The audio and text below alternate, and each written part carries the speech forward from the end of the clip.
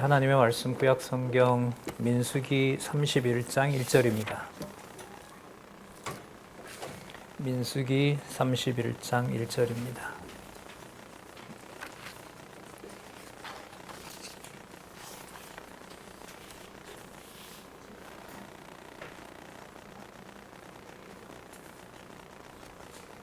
제가 읽겠습니다. 여호와께서 모세에게 일러 가라사대 이스라엘 자손의 원수를 미디안에게 갚으라. 그 후에 내가 내 조상에게로 돌아가리라.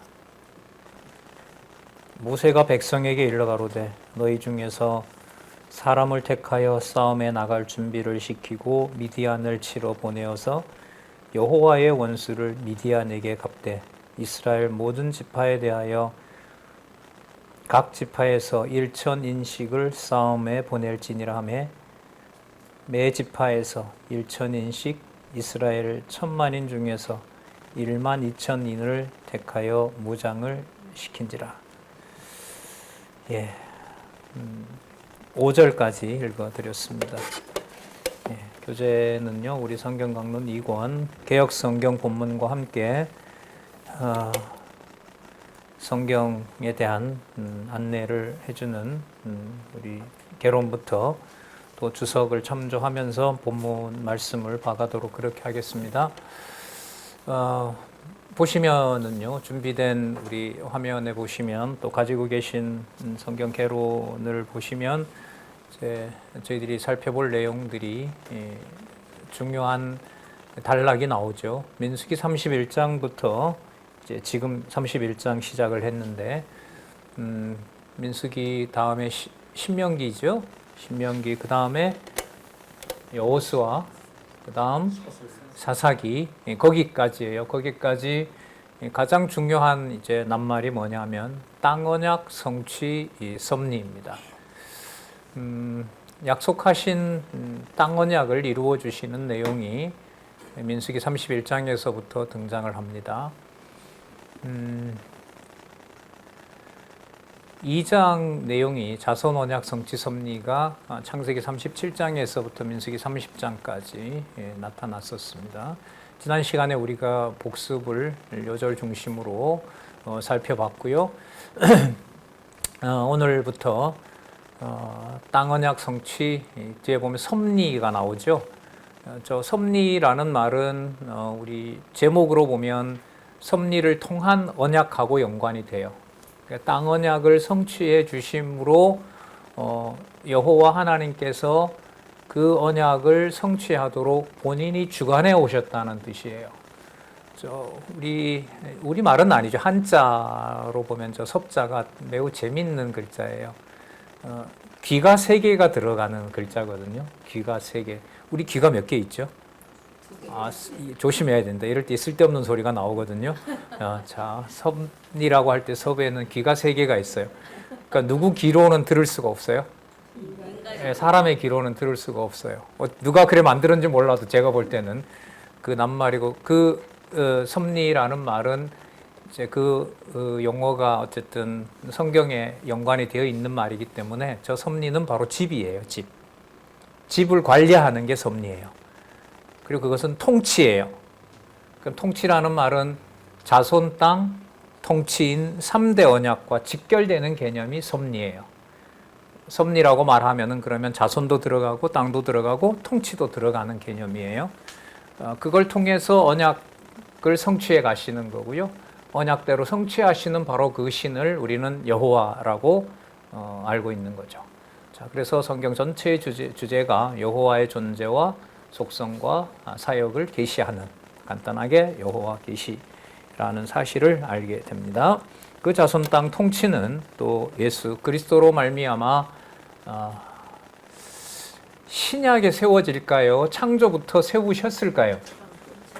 우리는 이제는 우리 히브리서 대학방 강의나 또 강론집을 통해서 수없이 우리는 구약을 보든 신약을 보든, 특히 구약을 보더라도 신약을 보더라도 그 신약의 모든 교회의 원천이 바로 구약에 있다. 그럼 구약에 시작하는 창세기 1장부터 연관된다. 더 나아가면 창세 전에 이미 자손 땅 통치 언약을 대표적인 구절 잠언 8장 22절에서부터 31절까지 영원한 아들을 낳으시고 그 아들에게 에덴 동산의 구상까지 이미 다 밝혀준 내용이 바로 거기 나오기 때문에 섭리라는 저 낱말은 3대 언약과 직결된다.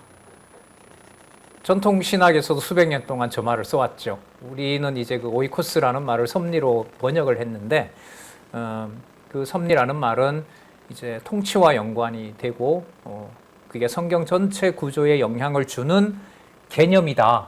섭리란 그 개념을 확정한 것은 제가 봤을 때 성경신학이 성경의 바탕을 두고 처음으로 한 것 같아요. 그냥 하나님이 다 정해놓은 대로 한다. 이거는 그런 말은 굉장히 많아요.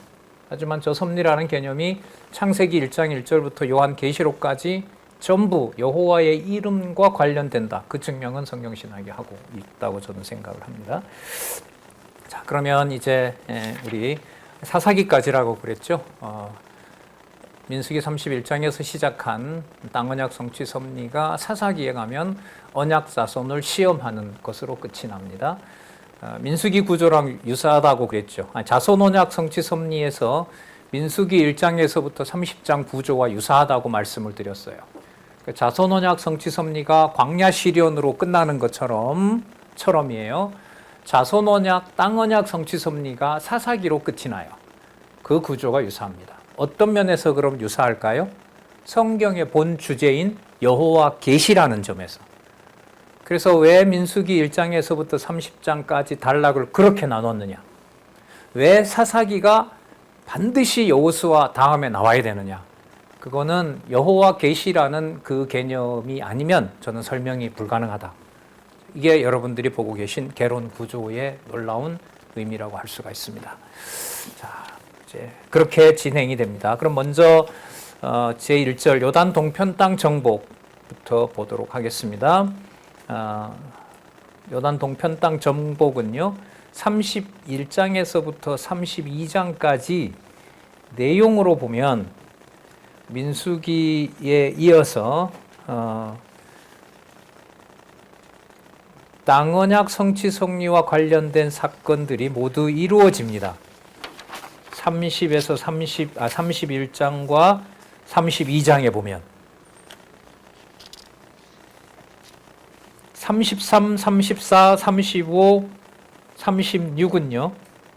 정복한 땅을 분배를 어떻게 하시는지, 왜 하시는지가 32장에서부터 36장까지예요. 이 두 가지를 이제 나누어 놓고 있죠. 나누고 있는데 그 의미가 매우 중요해요. 의미다 이러면은 어디로 가는 거예요? 여호와 계시예요. 의미는 무조건 여호와 계시입니다. 성경의 본 주어가 되고 여러분들과 제 삶의 의미가 뭐냐면 여호와 계시가 되는 거고요. 여호와 살아 계신 것을 확증해 주는 거죠. 그리스도의 죽음의 의미가 어디 있느냐? 여호와 계시. 여호와께서 살아 계신다는 것을 확증해 주는 겁니다.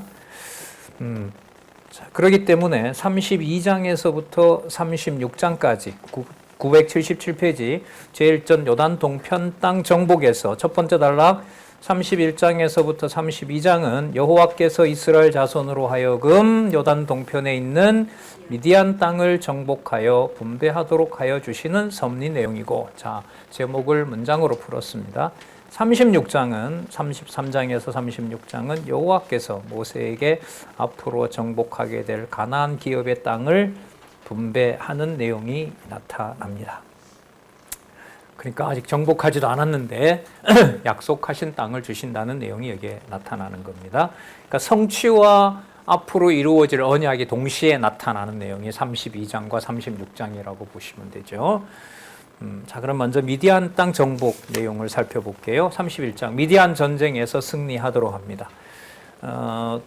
그 31장 1절에 보면 미디안을 이렇게 정의합니다. 이스라엘 자손의 원수라고 얘기를 하죠. 대적인 거예요.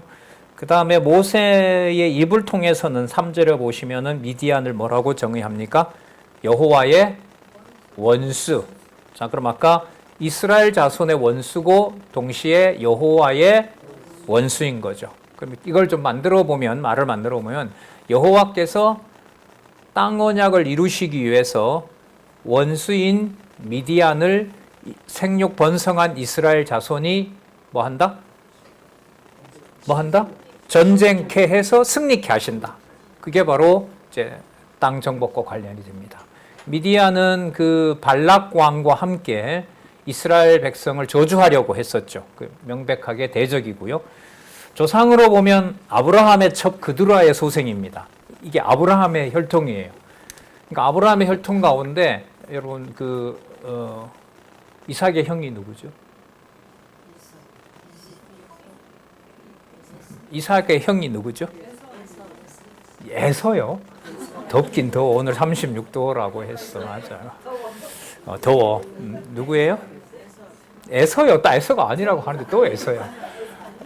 자, 여러분 이 실수할 때 이 두뇌가 가장 자극을 많이 받아요. 이게 기억력을 지속시키는데 좋은 거니까 부정적인 게 아니에요. 이삭의 형이 누구예요? 이스마엘이라고 들어보셨어요? 자, 그다음에 그러면 이스마엘이 아브라함의 후손이잖아요. 그죠?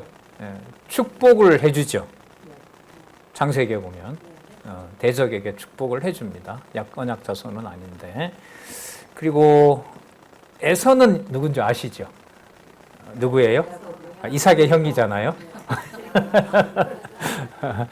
자, 그 다음에 그 12아들들을 하나님이 이제 주시고, 그런 과정에 보면 또 여러분 아브라함의 조카 롯을 아시나요?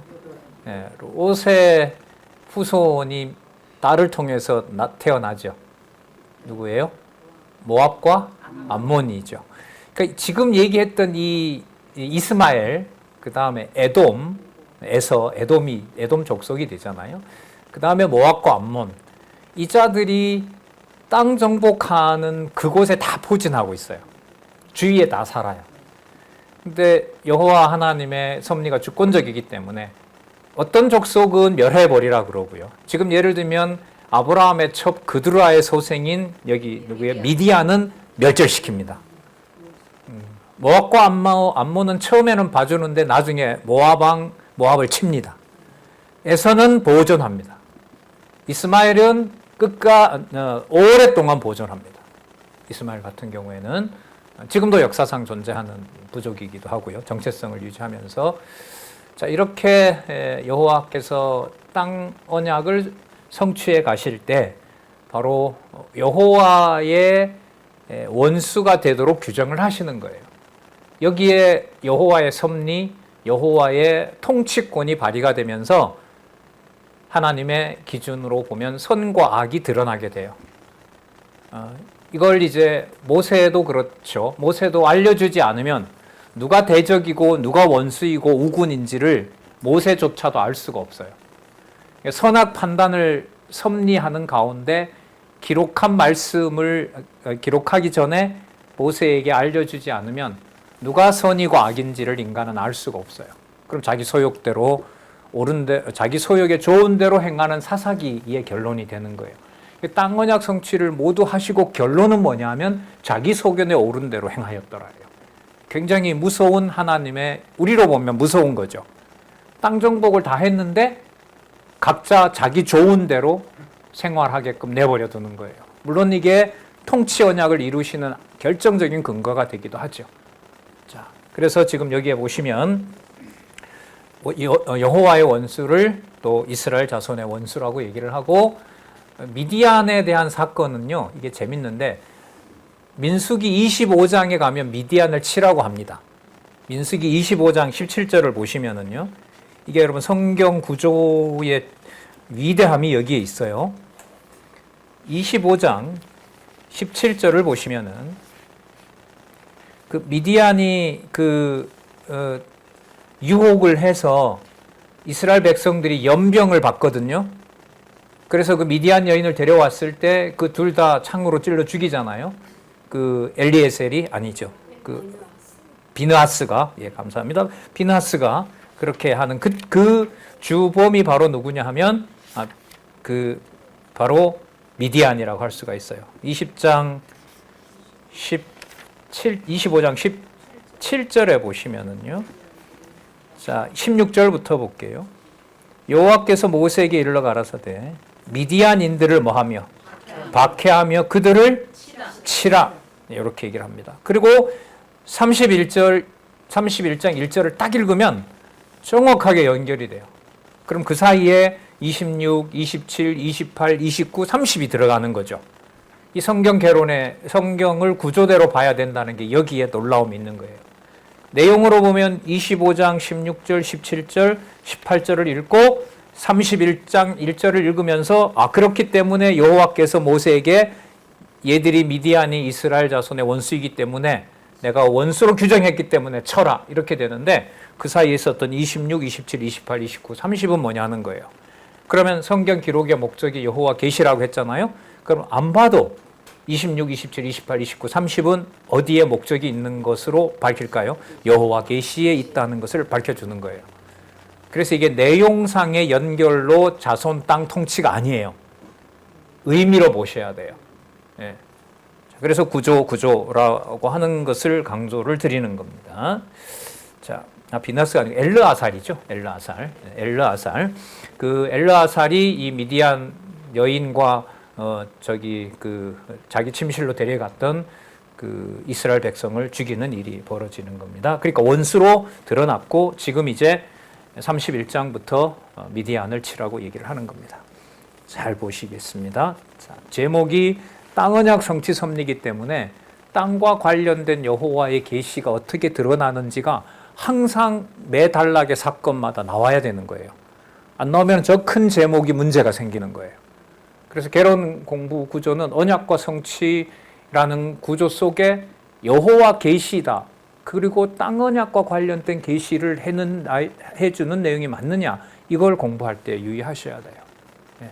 자, 볼게요. 6절에서부터 12절. 자, 매주파마다 1000명씩 모았어요. 자, 그 다음에 당부를 합니다. 엘르아살의 아들 비느하스에게 성소의 기구와 신호 나팔을 들려서 뭘 들고 나가라 그래요?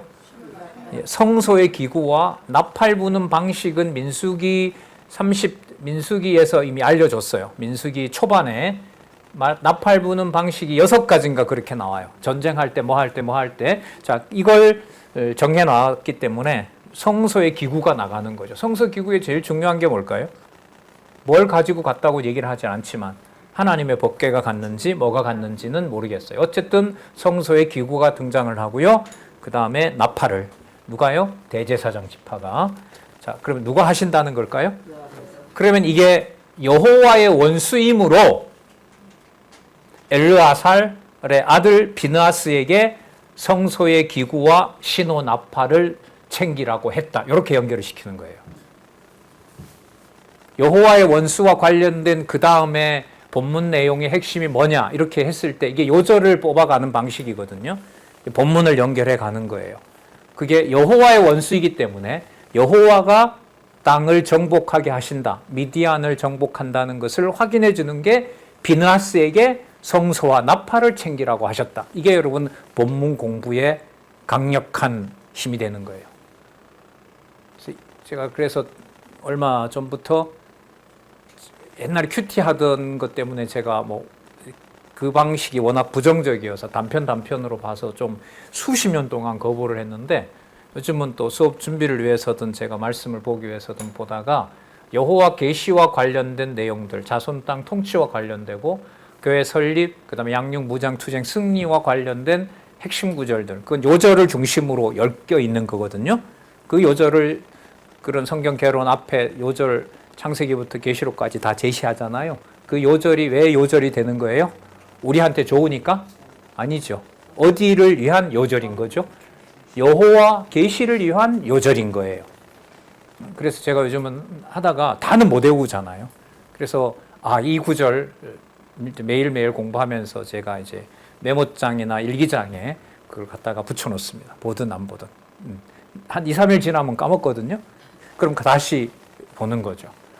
그래서 공부하는 데도 도움이 되고 준비하는 데도 도움이 되고. 자, 그래서 여러분 본문을 구조 중심으로 의미 중심으로 공부하는 방법을 알려드리는 거예요. 예, 아셨죠? 여호와의 원수를 여호와께서 규정하시고 땅 언약을 이루시기 위해서 비나스로 하여금 성소의 기구와 나팔을 챙기도록 하신다. 그럼 다른 것으로는 연결을 못 하나요? 아니에요. 이 본문은 31장 6절에서부터 12절은 본문 내용이 많아요. 다른 구절을 가지고도 어떻게 할 수 있어요? 연결시킬 수가 있어요. 예를 들면 이스라엘 자손의 원수이므로 이렇게 나오는 거죠. 그러면 그 관련된 내용을 본문에서 찾을 수가 있는 거예요. 그러면 무슨 내용을 찾든 연결은 누구의 개념으로, 누구 이름으로 가요? 여러분의 교회 생활에서 무슨 상황, 누구를 만나고 어떤 일이 오더라도 그게 두 사건이 만나게 되면 누구 중심으로 가요? 여호와 중심으로 가는 것하고 직결돼요. 근데 그걸 많이 소홀히 했다는 거죠. 언약 성취만 생각이 났지 본문 내용에 있는 정확한 내용들이 기억이 나질 않는 거예요. 여러분 잘 보세요. 자, 이게 좀 여기서 몇 마디 더 하면 새는데 빨리 하고 돌아올게요. 예수님을 시험했을 때 그냥 와서 사단이 막 얘기했어요? 성경의 근거를 들었어요? 그 성경의 근거를 들었죠. 근데 예수님의 답변은 뭐였어요? 그거 너 잘못 인용했다. 그리고 의도까지 들어가죠. 성경에 이거 있잖아, 예수. 이렇게 얘기한 거 아니에요? 그 자체를 잘못 인용한 것일 수도 있고 예수님은 그걸 가지고 날 시험하지 마라. 그 성경을 악용하는 것까지도 잡아낸단 말이죠. 그렇죠. 예. 주 너희 하나님을 시험하지 말라. 하나님 외에 다른 신은 없다고 얘기했다. 사람이 떡으로만 사는 게 아니다. 그러니까 다른 성경으로 치면서 아버지의 뜻으로 연결을 시키는 거예요. 거기에 이제 성경만 가지고 이제 나중에 뭐 18권 우리가 다 가지고 다닐 수는 없잖아요.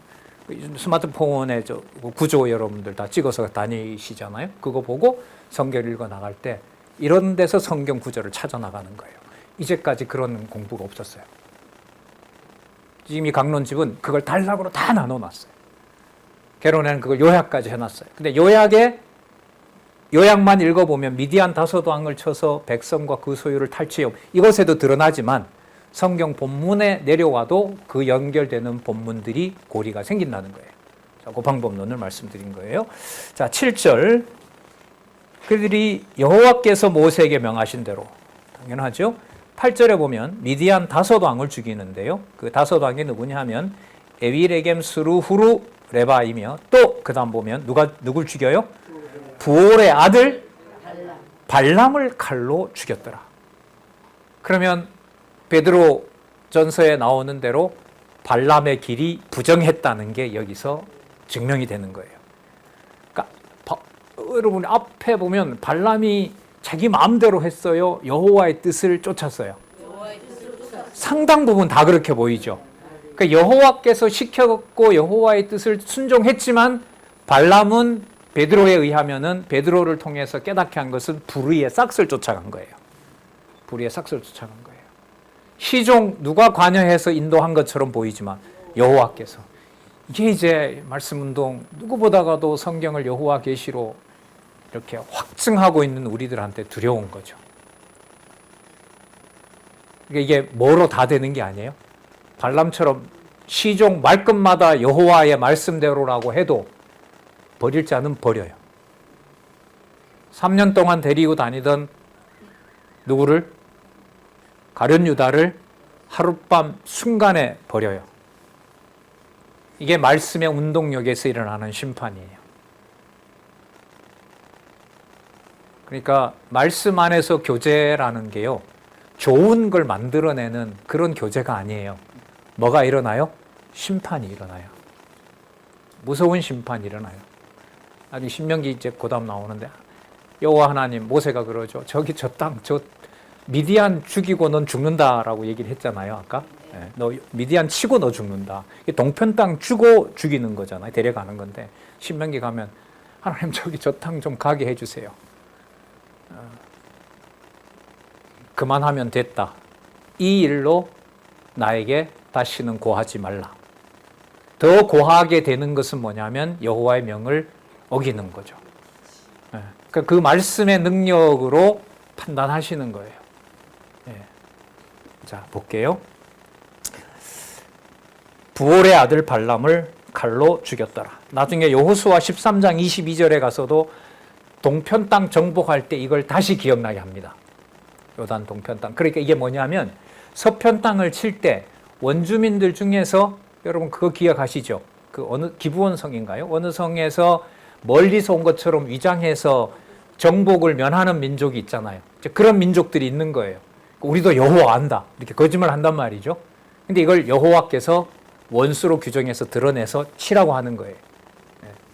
자, 그 맥락에서 나중에 여호수아 13장 22절에 가서 부올의 아들 발람을 거기 가면 무당이라 그래요. 무당으로 규정해 버립니다. 발람을. 자, 분명히 여호와 말씀 들었는데요. 아니요. 찾아보실래요? 여호수아 13장 22절.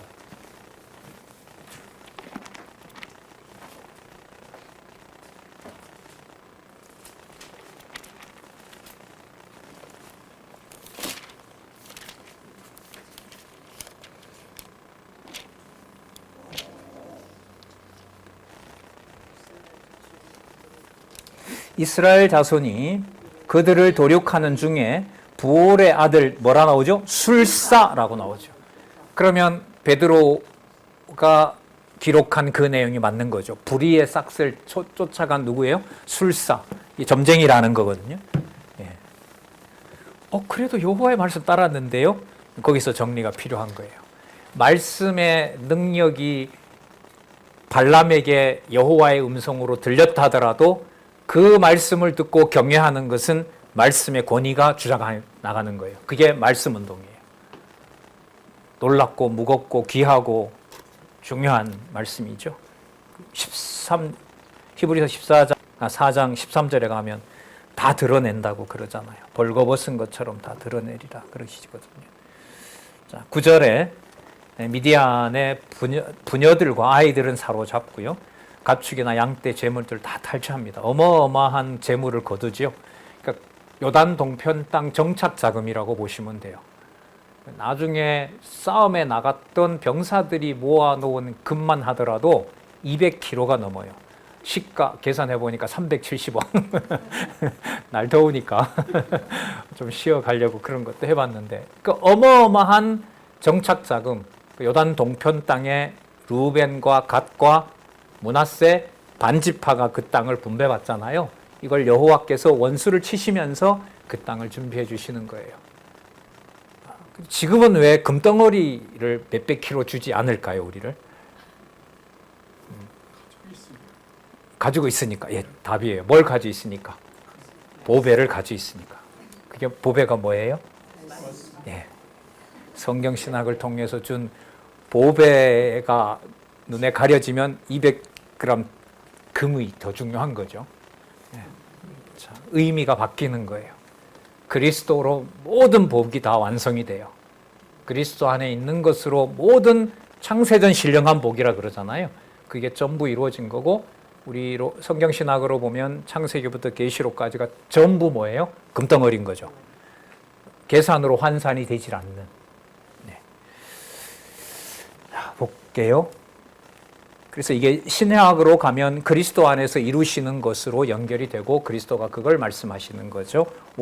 마태복음 5장부터 복 있는 사람은 하면서 자신을 소개하는 겁니다. 12절 사로잡은 자와 노력한 것과 탈취한 것을 가지고 그 다음 보세요. 여리고 맞은편 요단과 모압 평지의 진. 이게 뭐와 관련될까요? 땅 언약 성취 섭리와 관계가 되는 거죠. 뱅글뱅글 돌려서 왜 요단강을 안 건너고 요단강 동편 땅, 요단강 동쪽 여리고 맞은편 요단과 모압 평지에 진을 쳤을까요? 오른쪽에 두 지파 반을 주려고 했던 것이 여호와의 복을 주시는 숨겨진 섭리에 대한 그 바로 내용으로 성취가 되는 거예요. 자, 여리고 맞은편 요단과 모압 평지의 진에 이르러 모세와 제사장 엘르아살과 이스라엘 자손의 회중으로 나아오니라. 자, 그런데 이 실수한 장관들에게 모세가 격려합니다. 왜냐하면 여자들을 살려뒀어요. 그런데 미디안 전쟁의 원인이 뭐냐면 미디안 여자들 때문에 일어난 일이었거든요. 미디안 여자들을 발람이 사주해서 유혹해서 여호와를 떠나게 한 것이 싸움이었기 때문에 여기에서 모세가 또 일러주는 거예요. 자, 남자를 안 여자는 다 죽이고 남자를 모르는 여자만 취해와라. 그리고 이 취해온 여자들의 일부는요, 레위 지파에게도 분배가 돼요. 이 전리품이기 때문에. 대제사장에게 가는 전리품은 전쟁에 나가서 절반을 받은 전리품 중에 500분지 1은 대제사장에게 주게 돼 있어요. 대제사장에게. 그리고 레위 지파는 전쟁에 나가지 않은 자들에게 전리품 반이 돌아가고 전리품 반 중에서 50분의 1을 레위 지파 전체에게 주도록 하는 거예요. 그래서 지금 이 전리품을 가나안의 오른쪽, 가나안 들어가기 전 요단 동편 땅에 여호와께서 분배해 주시는 내용이 지금 나타난다고 보시면 돼요. 이 내용이 여러분 신약교회로 말하면 뭘까요? 성령께서 주시는 은사예요. 주 예수 그리스도의 통치를 받는 주 예수 그리스도의 몸된 교회가 혈육으로 시작하는 바로 한국이면 한국, 미국이면 미국 곳곳에서 그 가난한 아프리카 상황이든 우리 선배들로 보면 그 찢어지게 가난하고 했던 일제시대와 6.25 전쟁을 지난 바로 그 시대에 그런 가정에 태어나서 여호와 하나님을 알 수 있도록 섭리해온 바로 그 복을 분배해 주는 거라는 거죠. 역사는 그걸 가나안의 대물림이라고 하지만 성경신학적으로 보면 그 말은 쓸 수가 없게 돼요. 상황은 맞죠. 상황은 맞아요. 자, 그런 방향으로 간다는 거 말씀을 드리고요. 5절에 15절에 보면 모세가 너희가 여자들을 다 살려두었느냐? 보라, 이들이 발람의 꾀를 쫓아. 자, 이게 나오잖아요. 그러면 발람과 미디안이 같이 저주를 하려고 안 되다 보니까 뭘 쓴 거예요? 야, 미디안의 아름다운 여자들을 모아서 이스라엘 사람들을 유혹하자. 그리고 바알 부올, 바알이 머무는 그곳에 와서 음행하도록 하자. 그 둘이 공모를 한 거죠. 자, 발람의 꾀를 쫓아. 그러니까 이 경우로 보면 발람이 왜 죽었어요? 미디안이 여자들을 보내서 이스라엘 백성들을 음행하도록 하자라는 꾀를 발람이 제안한 거예요. 이 경우로 보면. 발람의 꾀를 쫓아. 발락이 아니고요. 발람의 꾀를 쫓아. 그러면 발람은 이렇게 해주고 아마 돈을 받았겠죠. 불의의 삭스를 받았겠죠. 이게 먹히거든. 음행을 막 한단 말이죠. 그래서 음행의 규모가 컸기 때문에 여호와께서 연병을 내리잖아요. 그러니까 표면적으로 보면 이게 먹혀든 거예요. 이들이 발람의 꾀를 쫓아 이스라엘 자손으로 바알 부올의 사건, 부올은 바알 부올이에요. 바알 부올의 사건에 여호와 앞에 뭐하여? 범죄케 하여 여호와의 회중에 연병이 일어나게 하였느니라. 그러므로 아이들 중에 남자는 다 죽이고 남자와 동침하여 아내를 안 여자는 다 죽이고 남자와 동침하지 아니하여 사내를 알지 못하는 여자들은 다 너희를 위하여 살려둘 것이니라. 애굽에서 나올 때 애굽 사람들이 얼마나 나왔는지 기억은 없지만 분명히 나오거든요. 나중에 보면 애굽 백성들도 보호를 받는단 말이죠. 이사야서에 가면. 자, 그러면 지금 이 경우에는 최초로 이방 대적들이 누구의 몫에 참여해요? 분배할 때 각 지파별로 이방 여인들이 종으로 분배를 받는 거예요. 그리고 이들에게도 6월절에서부터 맥추절이라든지 장막절이라든지 절기들을 그대로 뭐 합니까? 다 지킵니다. 그리고 아브라함에게 했던 걸로 보면 남자 아이들은 뭐예요? 할례를 받아요. 뭐 굳이 말하자면 이방 백성과 이방의 구원과 관련되는 건데 뭐 단편적인 게 아니라 우리는 역대기에서 아담으로 다시 출발하면서 실체적인 언약으로 연관이 되는 거잖아요. 역대기가 누구 이름으로 시작한다고요? 아담. 그 역대기는 페르시아 시대에 에스라가 기록을 하는 거예요. 그럼 돌아온 이스라엘 백성들의 이름을 기록하는데 아브라함부터 적지 않고 누구부터 적어요? 아담부터 적어요. 그러니까 아담 속에는 아브라함도 들어가고 누구도 들어가요? 미디안도 들어가고. 이 구조를 상세하게 설명하는 내용이 바로 이사야에서부터 말라기까지예요. 두 구도로 되어 있죠. 모형 언약 끝난다. 이제 모형 언약 다 끝났다. 그럼 실체는 아담에게 가고 다음에 올 누구에게로 갈까요? 마지막 아담 그리스도에게로 가는 거예요. 그 구조 속에 대한민국 역사, 대한민국 교회 역사가 있는 거고 여러분들과 제 가정사가 있어요. 그래서 요즘 자주 말씀드리지만 여호와의 이름을 부르기에 가장 좋은 역사였다. 그게 신명기서에서 말하는 과거 회고의 핵심이에요. 기대되시죠? 예, 빨리 36장까지. 예, 뭐 원하시면 36장까지 여러분들 다 공부해 왔었으면 패스하고 신명기 1장으로 갈 수도 있어요. 제가 신명기 1장도 준비해 왔거든요. 무슨 뜻이냐면 이렇게 성경이 보고 싶었으면 좋겠어요. 저도 그렇고 여러분들도 그렇고 안내는 이미 다 나와 있고 누가 조금만 안내를 해서 탁 밀어주면 쫙 앞으로 나갈 수가 있는 거예요. 이거는 금 200kg와 바꿀 수가 없다고 생각을 해요. 절대가치라고 우리가 공부하고 있잖아요. 19절 너희는 7일 동안 짐 밖에 주둔하라. 무릇 살인자나 죽임을 당한 시체를 만진 자나 제3일과 제7의 몸을 깨끗이 하고 너희의 포로도 여기 보세요. 포로도 깨끗하게 하죠.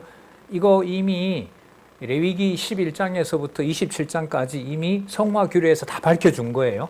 지금부터 어떻게 하라라는 규례는요, 이미 시내산에서 다 준 겁니다. 새로 만들어지는 게 아니에요. 더 추가되는 내용이 조금 더 추가되는 내용이 나와요. 그게 신명기서에서 호렙산 언약 재교육이에요.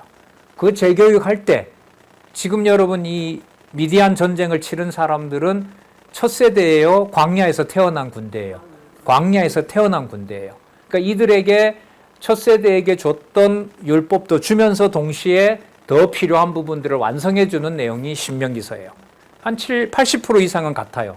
하지만 몇 가지 조항이 더 들어와요. 그래서 뭐가 완성이 돼요? 가나안 들어가기 전에 여호와의 법이 완성이 되는 거예요. 그리스도가 이 법을 완성시킨 거예요. 어디에 있는 법으로? 하늘에 있는 법으로. 하늘에 있는 법으로. 회개하라 천국이 가까웠느니라고 마태복음 4장이 끝나거든요. 5장부터 그러면 천국에 해당하는 법이 성취돼야 될 거 아니에요. 그래서 복 있는 자는 이렇게 됩니다. 그 복의 원천은 땅에 속하지만 어디에 있는? 하늘에 있는 법으로 완결이 되는 거예요. 그 주는 방식이 지금 예표로서 상세하게 여호와께서 이 법 저 법을 태어난 이스라엘 백성들의 후세대들에게 가나안에 들어가서 하나님 백성으로 살 수 있도록 하는 법을 상세하게 지금 알려주는 거예요. 그건 계속 반복하죠. 반복하는 구조로 되어 있다는 거 여러분들 지난 시간에 살펴봤잖아요. 자, 볼게요. 20절에 무릇 의복과 무릇 가죽으로 만든 것과 염소털로 만든 것, 무릇 나무로 만든 것을 다 뭐 어떻게 해라? 이게 목적인 거예요. 그러니까 이방을 쳐서 전리품으로 가져온 것 사람들 전부 뭐로 만들어요? 정결케 만들어서 여호와의 이름을 같이 부르도록 하시는 것이 여호와의 섭리의 목적인 겁니다. 여호와를 부르게 하시는 거죠. 31장 21절 24절 제사장 엘르아살이 군인에게 불과 물로 성결을 명합니다. 태워도 태워지지 않는 것은 불로 성결하게 하고 타는 것은 물로 정결케 하고. 자, 이게 목적인 거죠. 그러면 여호와의 땅 언약 성취 섭리도 그 땅을 여호와께서 어떻게 하신다? 성결케 하신다. 그거 우리 레위기 26장에서 이미 봤잖아요. 70년 포로 기간 동안 예루살렘이 황폐화되는 것이 누가 뭘 주셨다? 여호와께서 뭘 주려 하심이라? 안식을 주려 하심이라. 안식은 여러분 분명해요. 안식이라 아무것도 하면 되지 않아요. 아무것도 하지 말아야 되잖아요. 오직 누구 이름만 생각해야 돼요? 여호와 이름만 생각하게 하는 것이 바로 안식일이기 때문에. 예. 자, 제사장 엘르아살이 싸움에 나갔던 군인들에게 이르되 너는 또 보세요. 여호와께서 모세에게 명하신 법률. 이게 여러분 신명기서의 주어가 됩니다. 계속해서 나와요. 여호와께서 모세에게 명하신 법률. 자, 금은 동철 상납 주석 납의 무릇 불에 견딜 만한 물건은 불을 지나가게 하라. 그리하면 깨끗하게 된다. 그러니까 다만 정결케 하는 물로 지나야 될 것은 물로 지나서 그것을 깨끗하게 할 것이며 무릇 불에 견디지 못할 것은 물을 지나게 할 것이니라. 그리고 제7일에 옷을 빨아서 깨끗하게 한 후에 진에 들어올지니라. 그리고 성결케, 자, 여러분 이렇게 깨끗하게 했죠? 그 다음에 탈취물을 분배해요. 그러니까 탈취물 자체가 목적이 아니에요. 가나안에 정착하는 목적 자체가 요단 동편 땅에 진을 치는 것 자체가 목적이 아니에요. 지금 이 본문에 보시면 여호와의 율법에 따라서 뭘 하게 한다? 정결케 한다. 그게 레위기 11장에서부터 27장이었던 거예요. 그러니까 그걸 앞으로 계속 이루어가는 거예요. 이스라엘 역사가 망할 때까지. 망하고 바벨론으로 돌아와서 본격적으로 그리스도를 준비할 때까지. 그래서 마태복음에 가면 예수님의 출생 시기를 14대 로 나올 때 뭘 기준으로 해요? 바벨론 이거를 기준으로 하는 거예요. 바벨론에서 돌아온 이후에 낳은 자손이 말은 바벨론으로 이거 한 다음에 모형적인 언약은 끝이 나고 누가 오실 준비를 한다? 자기의 아들 그리스도를 보낼 준비를 하는 거예요. 이때부터 세대 교체가 이루어지는 거예요. 세대 교체가 이루어지고 모형과 그림자가 사라지고 실체로 이루어지게 되는 거고, 오늘 본문에 의하면 누구까지도 정결케 해버려요? 이방인까지도. 그래서 그리스도가 요한복음에 가면 이방 구원에 대해서, 그래서 요한복음에 가장 많이 나오는 낱말 중에 하나가 3장 16절 잘 아시죠? 하나님이 무엇을? 세상을. 요한복음 보실 때 세상은요, 심판과 구원을 동시에 보셔야 돼요. 어떨 때는 세상을 심판하러 왔다라고 했을 때 그 세상은 심판 대상이에요. 하지만 세상을 이처럼 사랑하사라고 했을 때는 세상은 뭐냐면 여호와의 이름을 받을 이방을 포함할 때 쓰는 거예요. 그게 요한복음에서 세상을 볼 때 그 맥락에 보면 그게 드러나요. 3장 구원하는 데 맞춰져 있죠. 하나님이 세상을 이처럼 사랑하사. 네, 자, 그렇게 보시면 돼요. 우리 장로님이 아마 막 그렇게 반짝반짝 하시면서 계시가 오시는 것 같아요. 계시의 정신을 받으셔서 저기 신약까지 이렇게 관통이 되는 것 같아요. 사실 이 책이 그걸 안내하거든요. 그게 세 번째 단락 공부였죠. 자, 마쳤지만 여러분 참조하시면 좋겠습니다.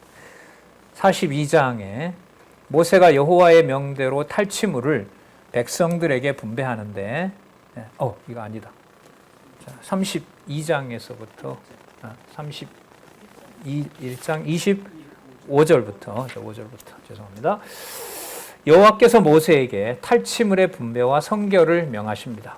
여호와께서 모세에게 일러 가라사대. 그 분배를 누가 하세요 지금? 모세가 해요? 아니에요. 여호와께서 하시는 거예요. 자, 너는 제사장 엘르아살과 회중의 족장들로 더불어 이 탈취한 사람과 짐승을 계수하고 그 얻은 물건을 반분하여 그 절반은 싸움에 나갔던 군인들에게 주고 절반은 회중에게 주고, 싸움에 나갔던 군인들로는 사람이나 소나 낙이나 양 떼의 500분지 1을 여호와께 드리게 하되, 사람도 마찬가지예요. 자, 곧 이를 그들의 절반에서 취하여, 자, 500분지 1을 여호와께 드리게 하고, 또 이를 그들의 500분지 1의 절반을 취해서 여호와의 거제로 제사장 누구에게 줘요? 엘르아살. 자, 제사장 반 나누고 500분지 1로 하고, 그리고 500분지 1에서 절반을 나누어서 누구에게? 엘르아살에게, 대제사장 지파에게. 또 이스라엘 자손의 얻은 절반에서는 사람이나 소나 양떼나 낙이나 양떼나 각종 짐승의 뭘요? 50분지 1, 아까는 500분지 1이었죠. 50분지 1을 취하여 여호와의 성막을 맡은, 여기 레위 지파는 훨씬 더 많은 거죠. 엘리는 엘리에셀은 자기 가문만 해당하니까 거기는 50분지 1을 취하여서 레위 지파에게 주는 겁니다. 그리고 군인에게 탈취물을 분배하는 내용이 나타나는데, 여러분 목적은 아까 확인을 했어요. 누가 누구 이름을 거룩하게 한다? 여호와께서 여호와의 이름을 거룩하게 해요. 그러니까 십계명에 내 이름을 망령되이 일컬지 말자라는 이름을 관리하시는 분이 누구다? 그 증거를 어디서부터 볼 수 있다? 요단 동편 땅 정복 때부터 나온다. 그건 본문에 확인 안 하면 이런 말은 할 수가 없어요. 그럼 모든 하나님의 자녀로 태어난다는 사실은 누구의 거룩함이 드러나는 과정이라고 보면 될까요? 여호와의 거룩함. 그게 교회의 거룩함이에요. 그래서 교회와 성도라는 말이 그렇게 무서운 거예요.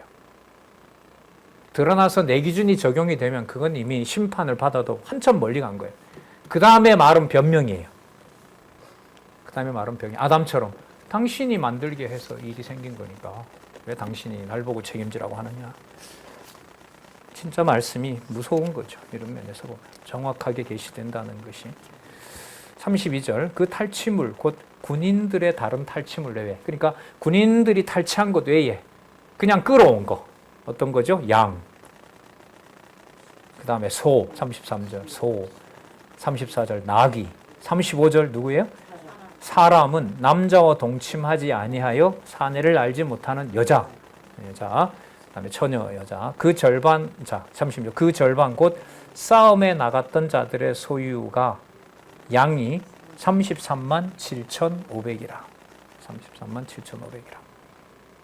그리고 이게 500분지 1의 숫자예요. 제가 계산 다 해봤어요. 아까 싸움에 나간 자들의 500분지 1을 누구에게 주라 그랬죠? 제사장에게 주라 그랬잖아요. 그게 여러분 여기 33만 7,500이 아까 전체 규모의 500분의 1이라고 보시면 돼요.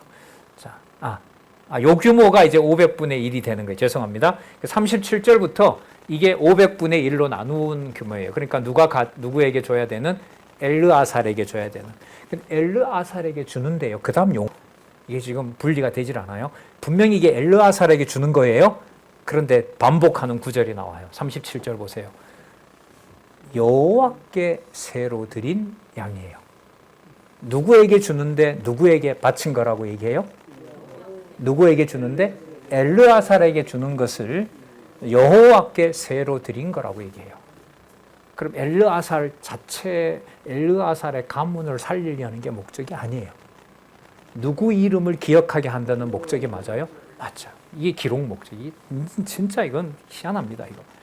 그래서 675요 계산해 봤는데 맞아요. 38절 중간에 소가 36,000이라. 그 중에서 여호와께 새로 드리는 것이 500분의 1, 72도요.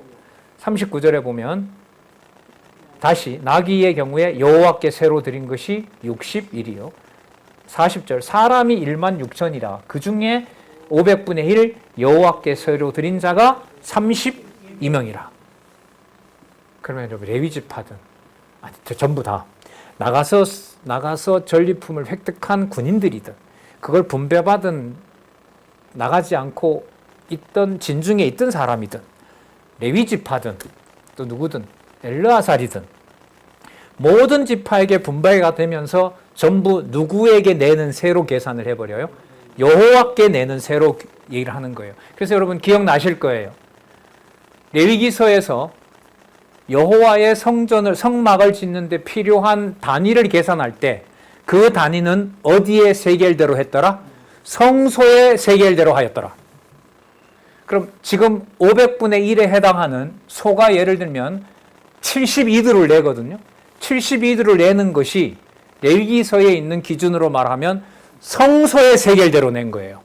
그럼 성소의 세겔대로 내라고 하는데 500분의 1이라는 걸 모세가 정하나요? 여호와가 정하나요? 여호와가 정하는 거예요. 그럼 성소의 세겔대로 여호와가 기뻐하는 세를 드리는 것이 엘르아살에게 가는 거예요.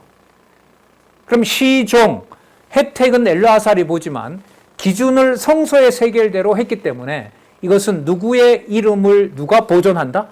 여호와의 이름을 여호와가 보존하는 거예요.